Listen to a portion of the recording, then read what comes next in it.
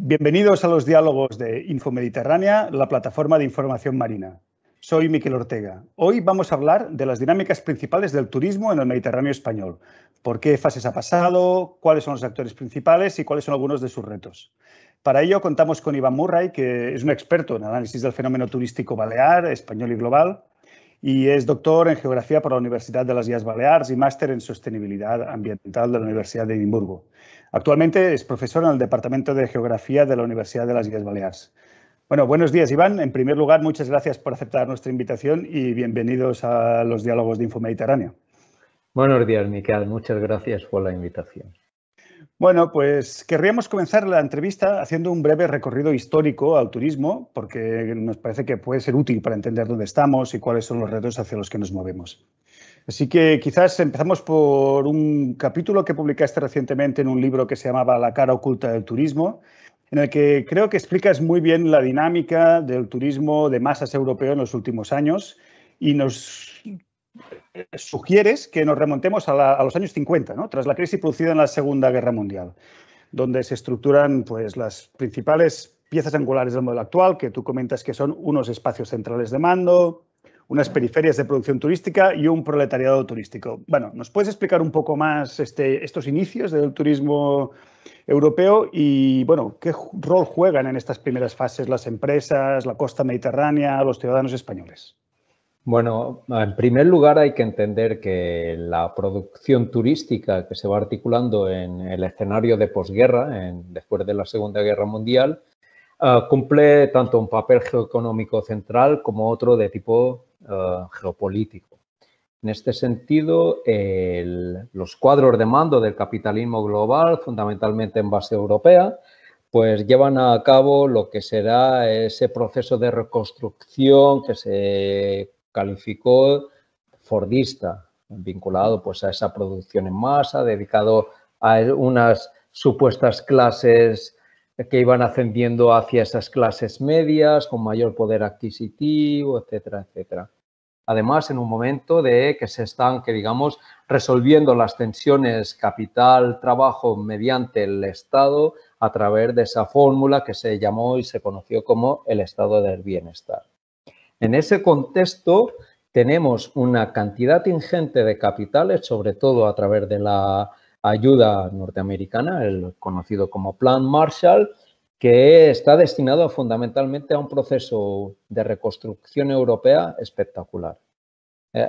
Es curioso porque también podemos, por ejemplo, hacer paralelismos con la situación presente post-COVID o COVID. Luego lo trataremos, si quieres, si te parece, para que lo podamos ver esos paralelismos. Exacto.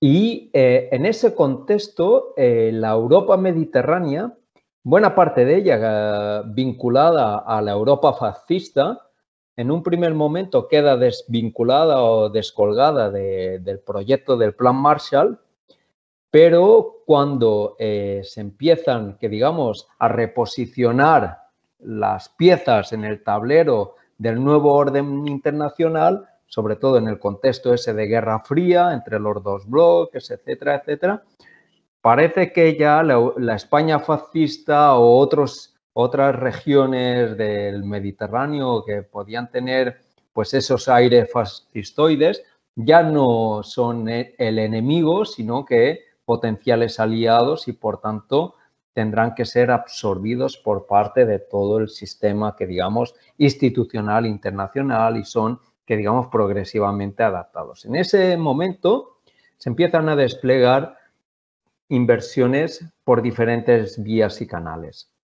Una es directamente con ayuda, por ejemplo, americana para la construcción de bases militares.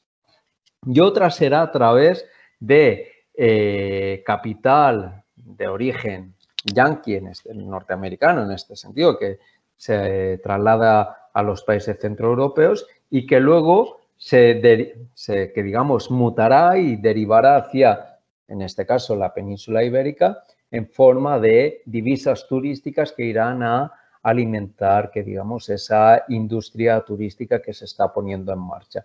Por tanto, ese es el contexto en el cual emerge y se eclosiona todo lo que será esa industria turística que luego será una de las más importantes a nivel mundial. Que justamente ahí se cruzan estos dos momentos históricos, ¿no? La recuperación a nivel europeo, pero también el proceso franquista que tenemos en España, ¿no? Entonces, ¿qué rol juega aquí la administración franquista en los años 60, ¿no? Sobre todo en la época del desarrollismo, en relación al turismo? ¿Cuál es su posición al respecto y qué mecanismos usa?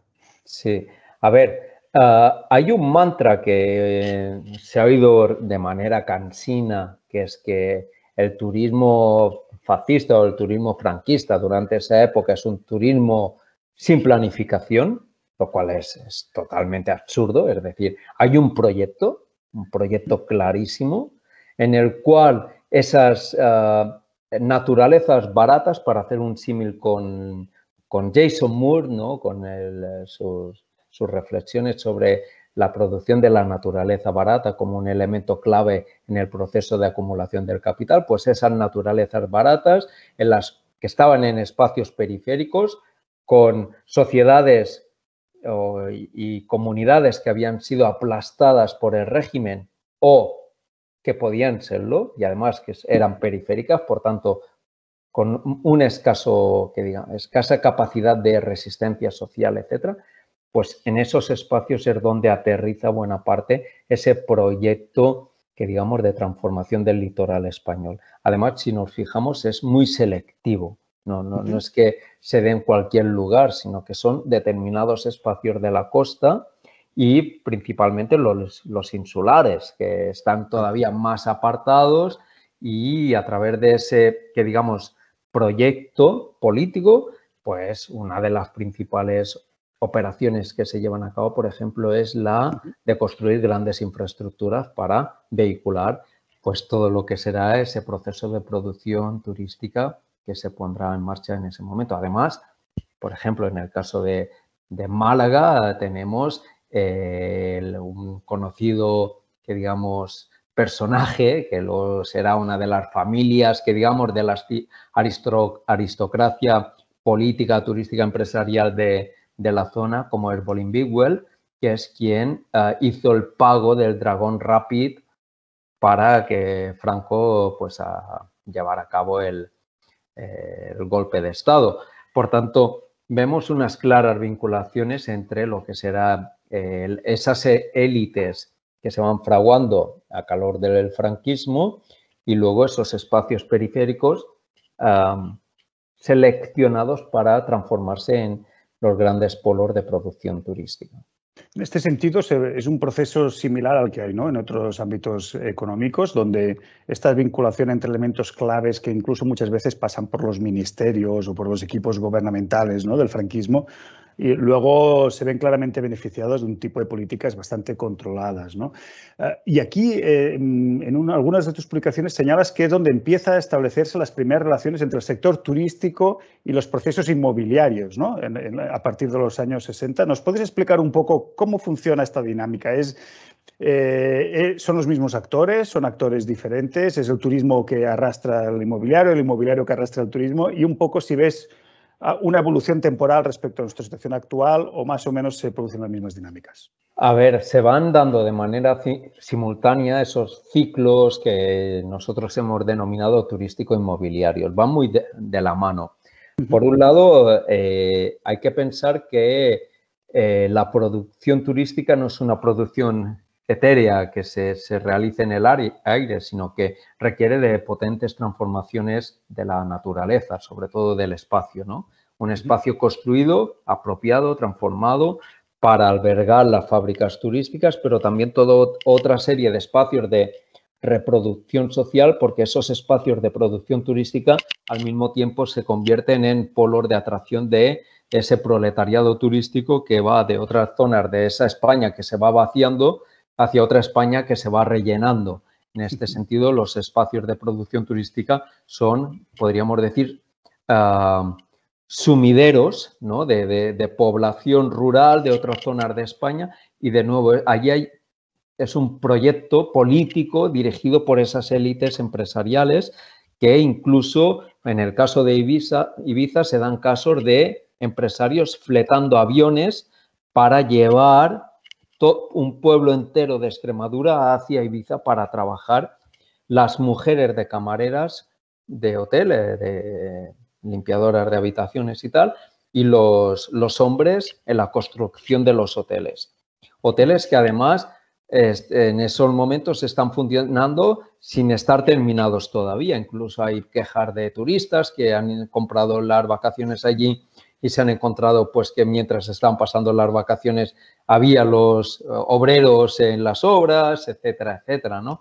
Y además, por ejemplo, en este caso, ligándolo al caso de Ibiza, pues tenemos una figura clave que fue alcalde franquista, que además está vinculado a la banca, vinculado a la familia Marc y que tiene unos tentáculos corporativos espectaculares como es Abel Matutes y todo el entramado corporativo de esta familia, que no hay nada que no haya tocado.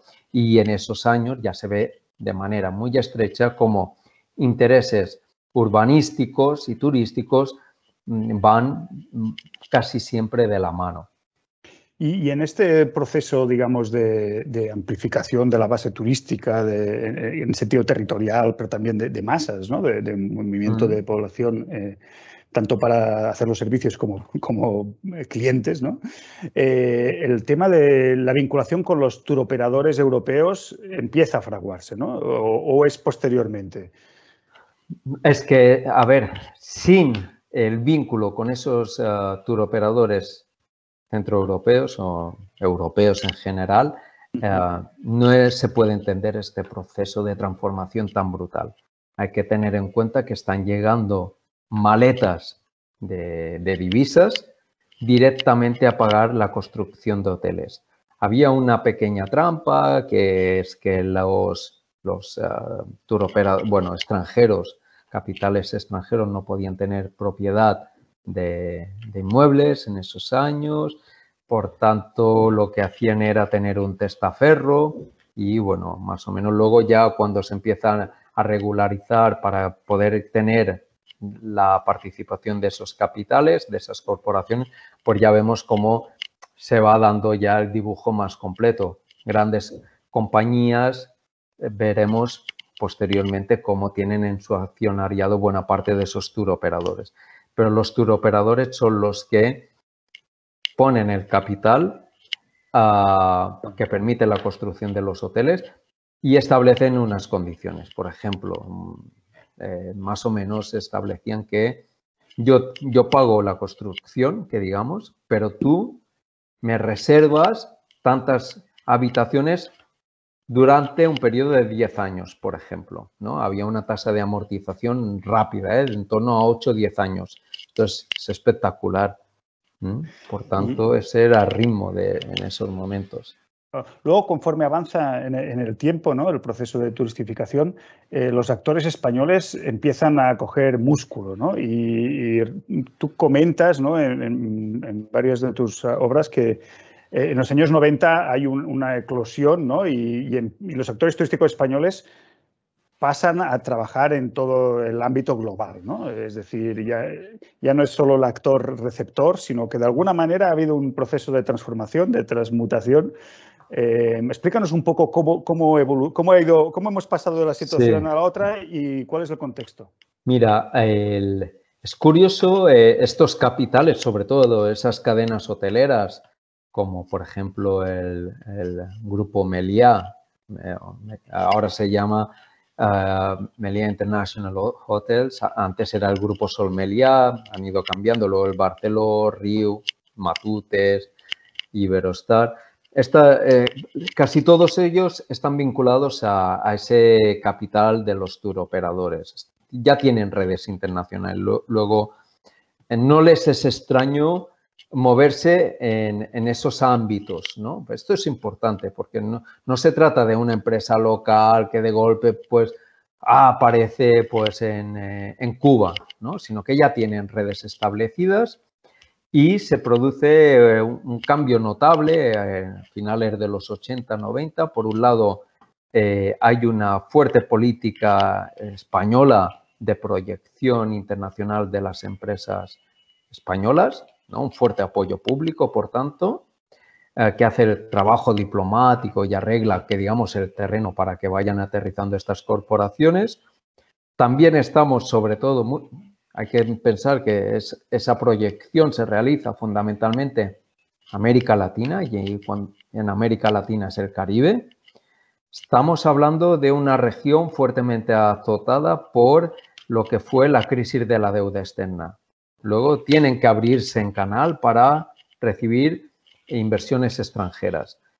Las compañías españolas, muchas de ellas de las Islas Baleares, lo que hacen es penetrar en esos espacios precisamente aprovechándose de esa situación. Incluso asumen, en el caso, por ejemplo, de República Dominicana, parte de la deuda externa del gobierno dominicano y además, bueno, toda una serie de hilos que digamos que se extienden hacia las administraciones de esos entornos, y lo que un compañero, Joan, me explicó también en su momento, es que no era solamente la exportación de la balearización, entendida como la transformación de la playa, ¿no?, en una playa turística, sino también la exportación de esas maneras políticas del empresariado español, muy acostumbrado a trabajar, a lidiar con regímenes poco democráticos, para decirlo así, ¿no? Por tanto, era una exportación de know-how político corporativo.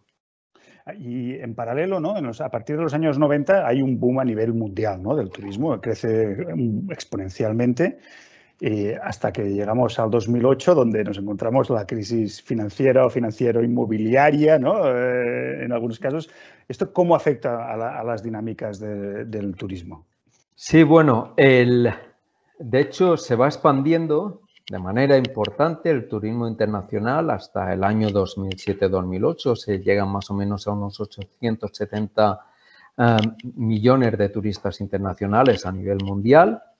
Y las empresas turísticas españolas pues van colonizando nuevas playas, ¿no?, tanto en el Caribe.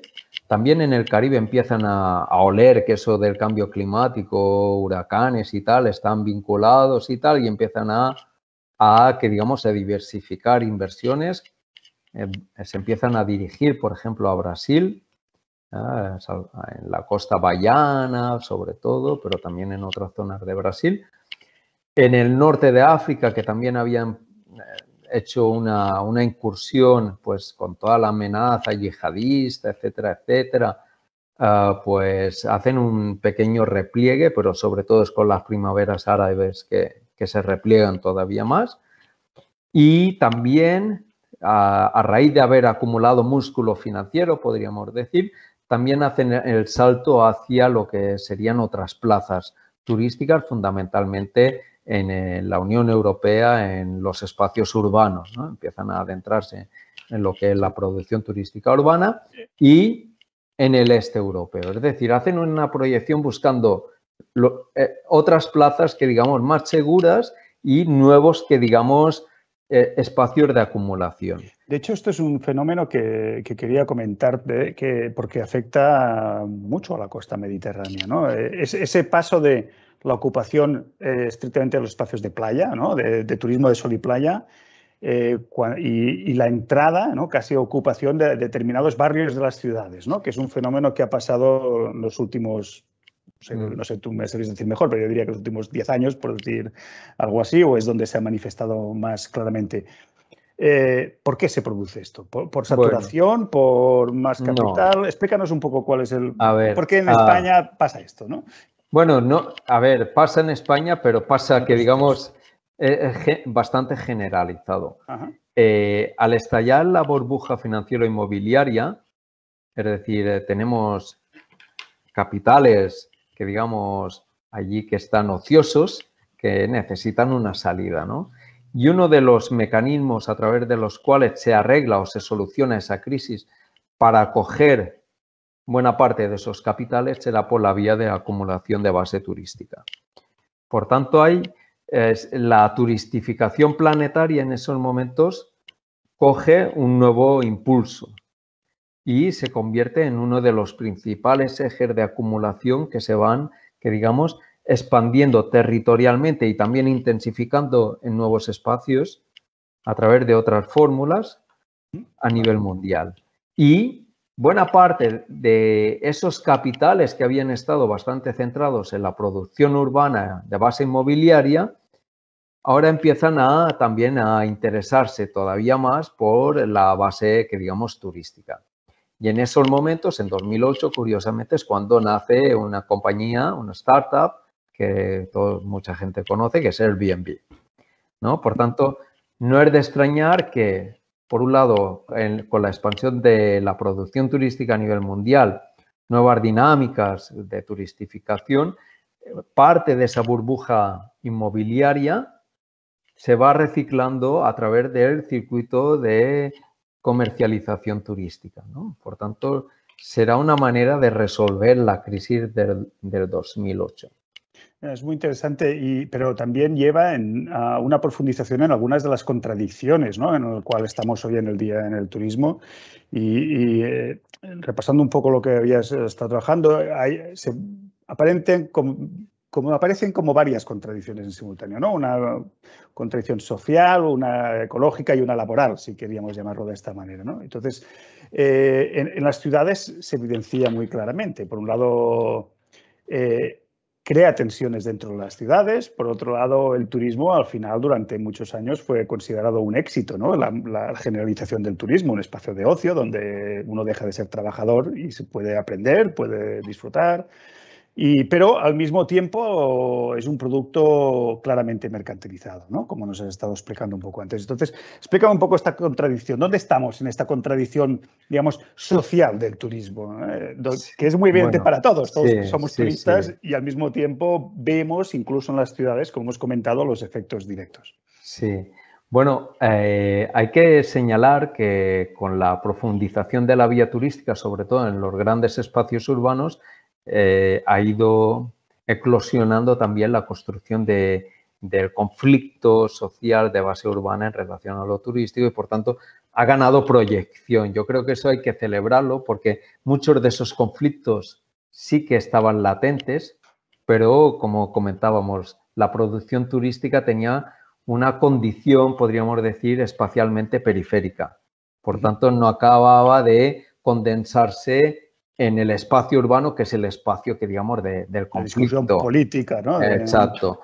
Y, por tanto, cuando se ha producido esa intensificación de la turistificación en los espacios urbanos, de golpe, pues, han ido, que digamos, surgiendo y cristalizándose toda una serie de contradicciones que ya se conocían, pero que cada vez son más evidentes. Una de las más claras, o dos de las más claras, es esa contradicción de esa dinámica de mercantilización de todos los momentos de la vida y todos los espacios de la vida cotidiana, ¿no? Pues estoy hablando del espacio público, de golpe, pues ya no es un espacio público, sino que es un espacio al servicio de. Luego, otra dimensión, podríamos decir que tiene más un carácter, podríamos decir, privado, aunque también es público, como es todo lo relacionado a la vivienda, ¿no? De golpe vemos cómo la producción turística lleva aparejada una inflación del coste de la vivienda, una disolución del parque de la vivienda de uso residencial, y todo eso pues genera un proceso de expulsión y también de tensión en la propia ciudad, ¿no? Y por eso yo creo que hay que darle la bienvenida, en cierta manera, a esta dinámica, porque lo ha puesto todavía más sobre la mesa. Quizás otro de los temas que se han puesto sobre la mesa justamente por el elemento de proximidad, ¿no? Y también un poco porque ha eclosionado con la crisis de la COVID, cuando ha habido este cambio tan brusco, ¿no?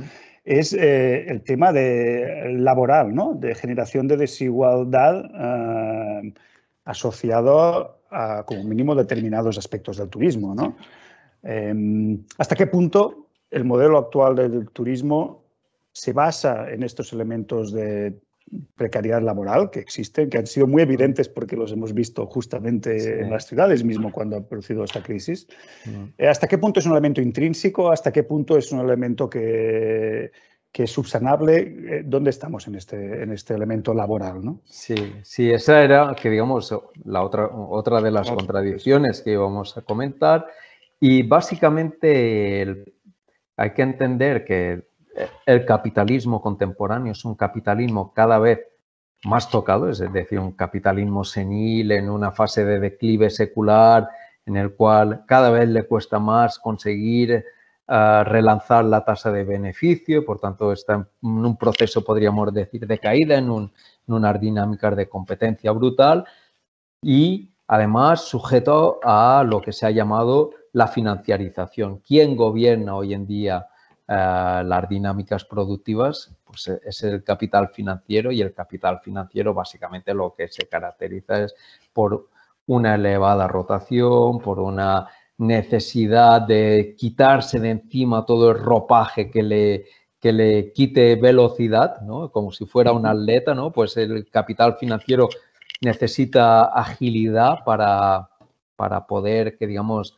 moverse y extraer beneficios rápidamente, y por tanto eso tiene o se traduce, que digamos, en que por donde se puede recortar todavía, o donde se va recortando y se ha recortado históricamente, es en la base del trabajo. De ahí se puede entender, por ejemplo, que en España una de las principales exigencias, tanto de la patronal como por parte de los diferentes gobiernos, ha sido la de crear un marco de condiciones laborales cada vez más precarios, flexibles, etcétera, etcétera, ¿no? Y de ahí las resistencias a cambiar el marco laboral, las resistencias a incrementar el salario mínimo interprofesional, etcétera, etcétera. Y nos encontramos en un contexto con una parte importantísima de la población vinculada directa o indirectamente al mundo del trabajo de base turística, y que pues se ha caracterizado en nuestro contexto por una elevada precariedad y sueldos, pues podríamos decir, de mierda. ¿Qué pasa? ¿Eso tiene que ser así? Pues yo creo que no, que depende pues de las correlaciones de fuerza, del conflicto social que haya detrás y de los marcos que se vayan, que digamos, articulando. Yo creo que eso es algo importante. ¿Qué ha pasado con la pandemia? Pues fundamentalmente ha sido que precisamente bajo esas estructuras pues se ha disuelto el trabajo, porque se ha disuelto la principal actividad económica de muchas zonas y se ha disparado la pobreza. Por tanto, lo que tenemos son sociedades extremadamente vulnerables, cuanto más turistificadas, más vulnerables. Cuando luego vemos que la respuesta por parte de las élites político-corporativas fundamentalmente es, ante crisis, pues vamos a apostar por la vía turística, ¿no? Y este es un elemento con el que trataremos justo al final de la entrevista, que ya estamos llegando al fin, pero antes quería que apuntases alguna reflexión respecto a esta tercera contradicción que planteas en algunos de los documentos, que es la ecológica, ¿no? Hasta qué punto la dimensión ambiental, ¿no? Ya sea de ocupación del territorio, ¿no? Hay que recordar que en la costa mediterránea hemos pasado pues de un 26 a un 42% de zona artificializada en poco más de 20 años, ¿no? ¿Hasta qué punto esta dimensión ecológica va a establecer, o crees tú, un límite, condicionar la actividad turística en el Mediterráneo principalmente? Sí, bueno, el Mediterráneo es ya hace años que se habla, ¿no? Que es como una olla a presión, ¿no? Un espacio de elevada conflictividad y sobre todo por lo que es el cambio climático, que va a cambiar de una manera sustancial las condiciones en este espacio. En relación a los espacios de producción turística se da la paradoja de que al dedicarse fundamentalmente a la especialización turística, se han abandonado buena parte de otras actividades, podríamos materiales, ¿no?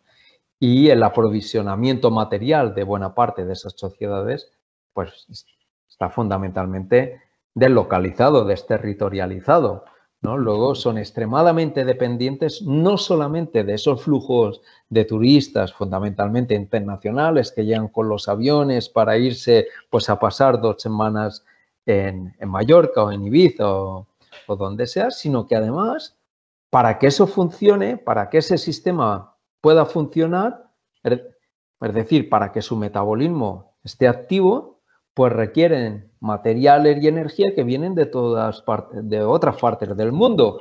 Y por tanto también es fundamental que ese flujo de materiales que viene sobre todo a través de transporte marítimo, pues eso también esté activo.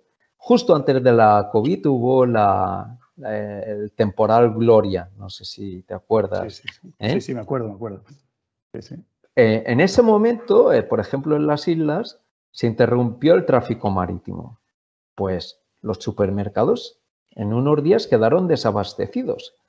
¿Por qué? Porque los barcos no llegaban con las mercancías, con esta, que digamos, estrategia de just in time, ¿no? De simplemente pues ir reponiendo, pues eso quedó interrumpido momentáneamente y bueno, los medios de comunicación presentaban esto como si fuera una auténtica catástrofe. Pues tendríamos esta doble contradicción, ¿no? Luego, por otro lado, lo que tenemos es que ante el aumento de temperaturas, ¿no? Lo que se está produciendo, se ve, es que, por ejemplo, las reservas para el verano pues no se produzcan en el momento que se solían producir, que era pues en invierno, primavera y tal. ¿Por qué? Pues porque muchas familias del centro y norte de Europa dicen, bueno, vamos a ver, porque si hace un buen verano, a lo mejor no nos vamos a Mallorca y nos vamos a la playa de al lado, ¿no? Y por tanto allí también está, y claro, jugando con esos márgenes que les proporciona, pues eso también les genera incertidumbre a las corporaciones.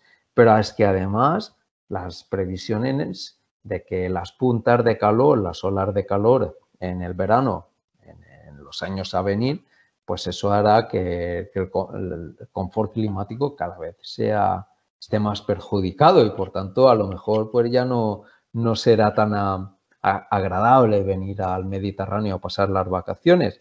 Y encima si a eso le sumas que pues no solamente la subida del nivel del mar, pero sobre todo fenómenos que digamos meteorológicos pues más violentos como puedan ser temporales, etcétera, etcétera, que se vayan cargando parte de ese litoral transformado, urbanizado, pues eso también tendrá unos costes y que el turismo, el proceso de turistificación del Mediterráneo ha sido tributario de un contexto de petróleo abundante y barato. En el momento que ese petróleo abundante y barato pues ya no sea tal, pues este modelo productivo también entrará en una fase de decadencia y declive clarísimo.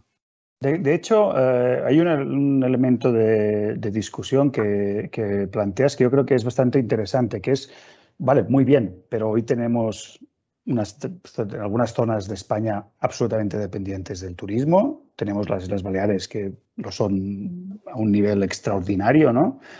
Se ha producido un proceso de desindustrialización en toda España, pero más en las zonas turísticas. Esto es algo que hemos ido viendo muy claramente. ¿Es posible diversificar las actividades económicas y mantener el turismo actualmente? O, digamos, el capital va a continuar apostando por el turismo y va a hacer difícil este proceso de transición? Es decir, ¿se puede añadir una capa más, digamos, de diversificación de actividades económicas o no? ¿Cómo tenemos que hacer este proceso de transformación que claramente ya vemos que ha llegado a los límites y que va a producirse, nos guste o no, en los próximos años?